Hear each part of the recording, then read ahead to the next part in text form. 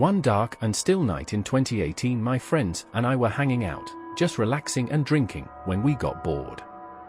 So, we decided to go for a walk. Since it was close to our friend's house, we decided to venture to a lookout point on a mountain. It was an extremely long walk and up a dark winding road, but in our slightly addled minds, we saw nothing wrong with it. The road up was closed and locked up as it was late at night. Eventually, we made it to the top and took plenty of pictures of the breathtaking view.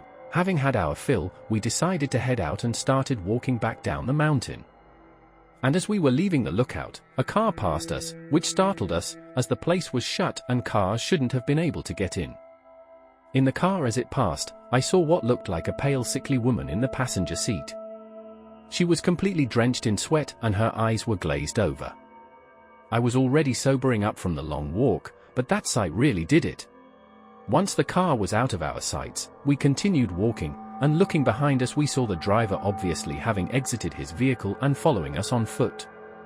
It freaked us out, so we picked up the pace, trying to keep out of his range.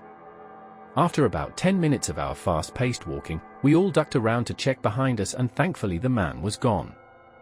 With the creepy man now gone, our mind started to feel at ease and we continued our walk down at a calmer, more leisurely pace. When we finally got to the entrance of the road, the gate was still shut and the chains and padlocks were in the exact same position as when we had entered earlier that night, making our experience with the car and its passengers all the more steepled in terror.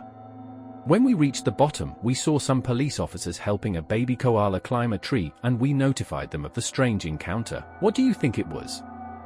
Was it a man taking a sickly woman to the mountains in the dead of night with not so noble intentions? Or was it some kind of ghost living out its final moments?